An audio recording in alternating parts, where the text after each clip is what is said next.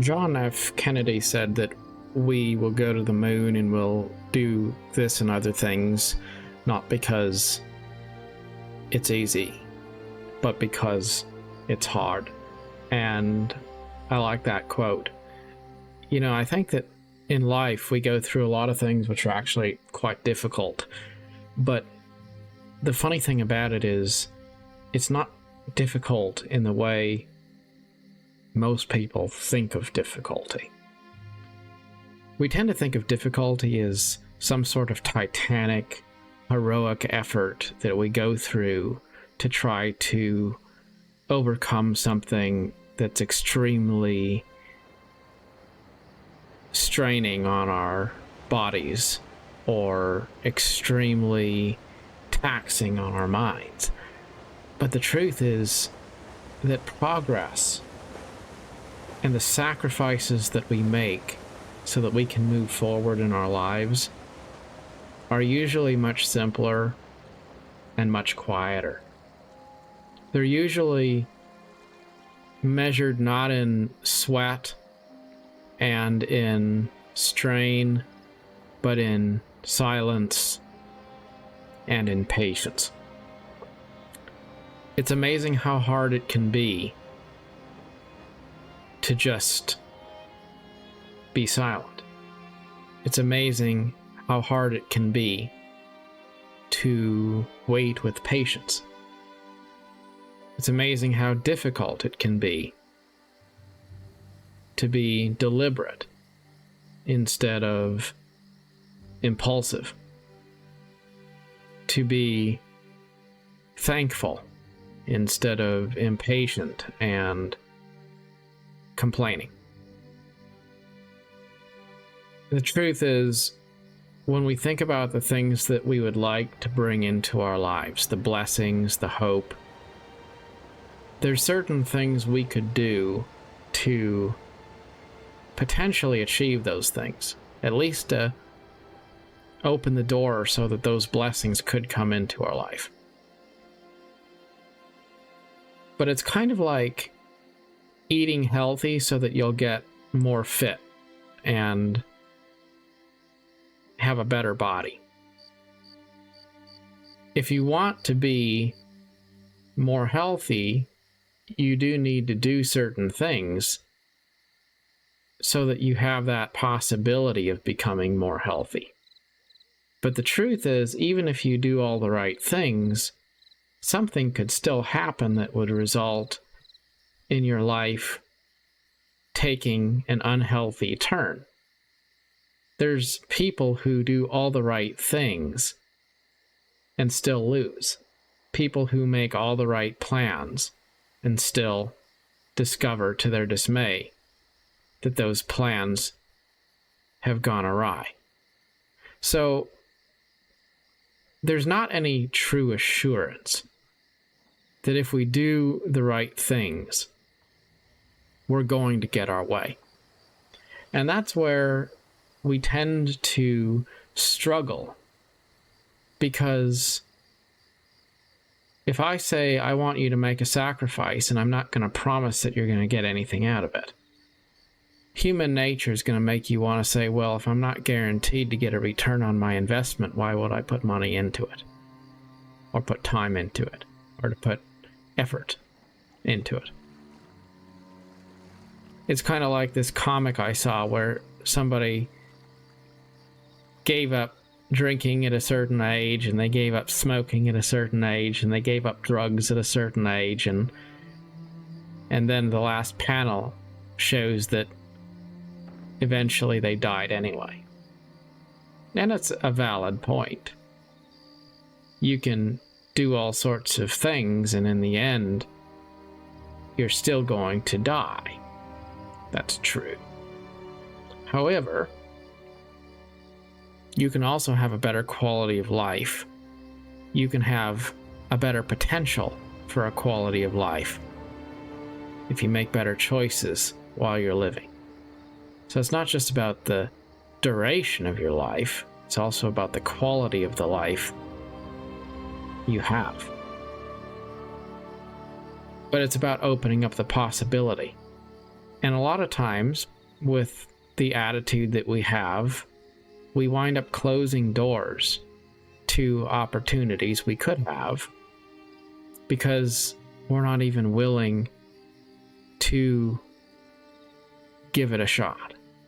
And so that leads us back to that concept of simple, small sacrifices not really being sexy in any way. They're just simple things you do because those are the things that your duty would call on you to do, the things which you need to do.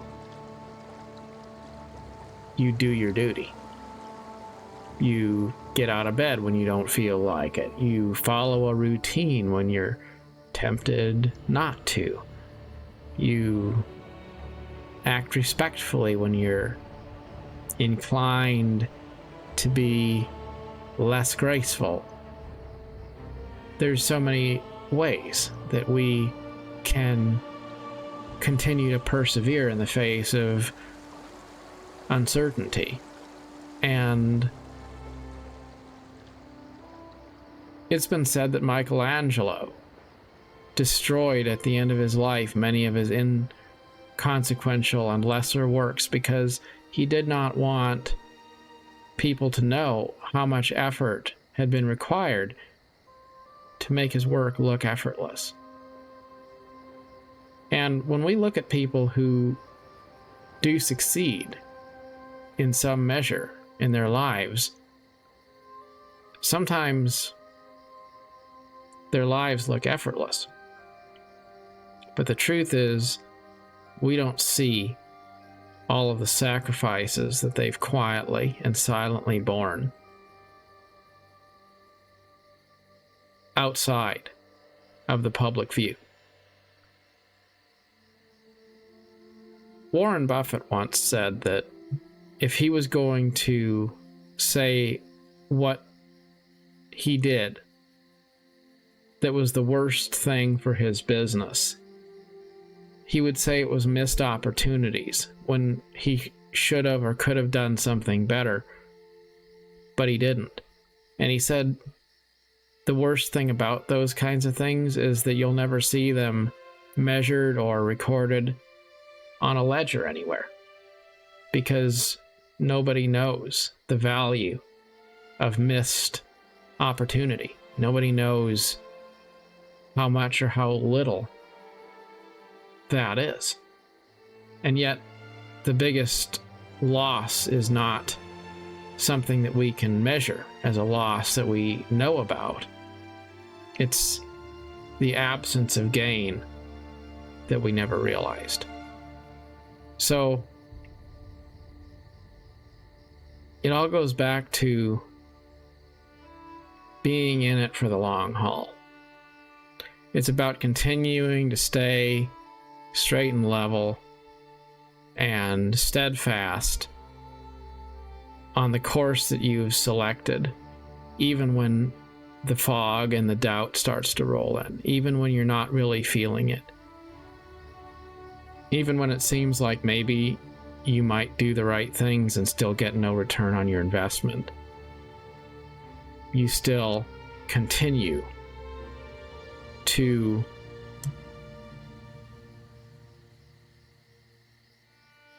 cast your eyes to the heavens. You continue to have faith. And you find strength in those things of origin, those foundational things. You keep coming back to them. Anchor points. That North Star. The things that give you a sense of inspiration. The things that help you feel grounded. Whether they're real or maybe even fantastical things that are just in your mind, but they're still real to you. Continue to remain anchored by those things. Continue to hang on to them, to treasure them, so that you don't get lost. And when you feel lost, treat those kind of like a save game. Go back to those. Restore to that point. Live in that moment and begin again. Sometimes we can achieve more than we ever realize if we just continue to move forward when we feel lost in a cloud bank. Just know that the great achievements of life are not recorded in high definition, slow motion, Last of the Mohicans style, going out to meet some epic battle as a larger than life hero.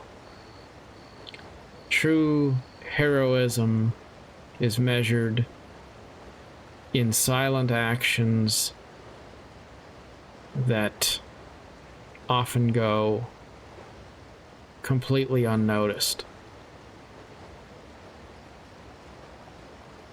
by people who are still going, still staying true to those last known coordinates long after any reasonable person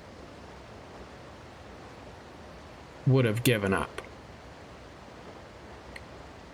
Albert Speer went to prison for many years. He was Hitler's architect. And while he was in prison, he would walk around that courtyard in the prison. And he kept a journal. And he counted his steps. He knew how much distance there was around the perimeter of that courtyard, and so every day he recorded how many miles he walked. And he kept a journal of all the places that he would have visited if he was free to walk that distance.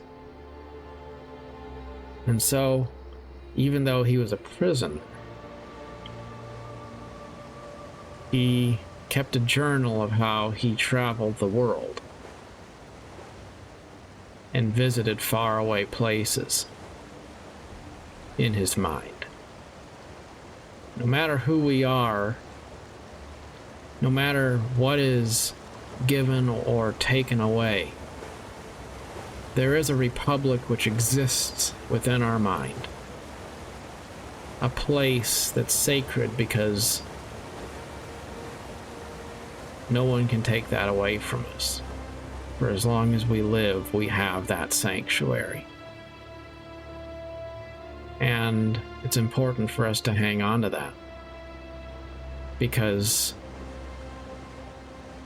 even if peace eludes us in many ways,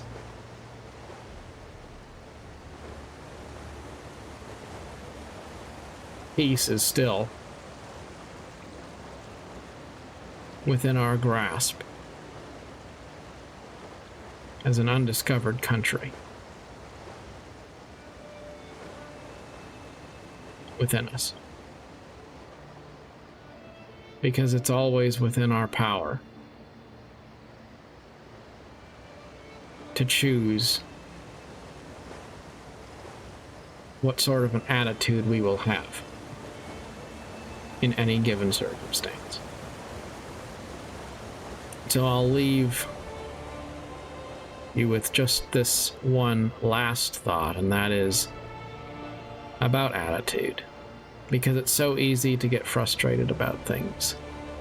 It's so easy to get bitter about things and impatient. And yet, if for the rest of your life, however long that was, whether it's one day or a few decades if you never again complained, if you were never again angry or bitter toward others or unforgiving of yourself, if you only saw good in the world, good in others, good in yourself, and had no space in your life for any form of anger or resentment, do you think your life would be better or worse?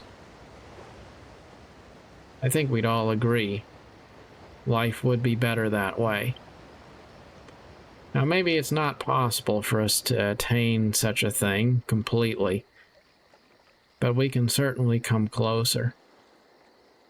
And I think that we should always try as much as possible to make that our mantra. Not a goal to achieve some lofty task or to get some amazing achievement. It's just like a video game where the person who 100%s the game and gets every achievement unlocked isn't necessarily the best player. Because the best player is the person who enjoys the game the most. The person who has the best experience, not the person who unlocks the most achievements the fastest. And that's how it is in life. Ultimately, if there is any measure of our success, it's not going to be measured by how fast you climbed the corporate ladder, or whether you were able to surpass your neighbors in stature or achievement or anything else like that. It's the degree to which you loved your life and you loved others. Wherever your journey takes you, good luck on the adventure. Till next time, thank you for watching.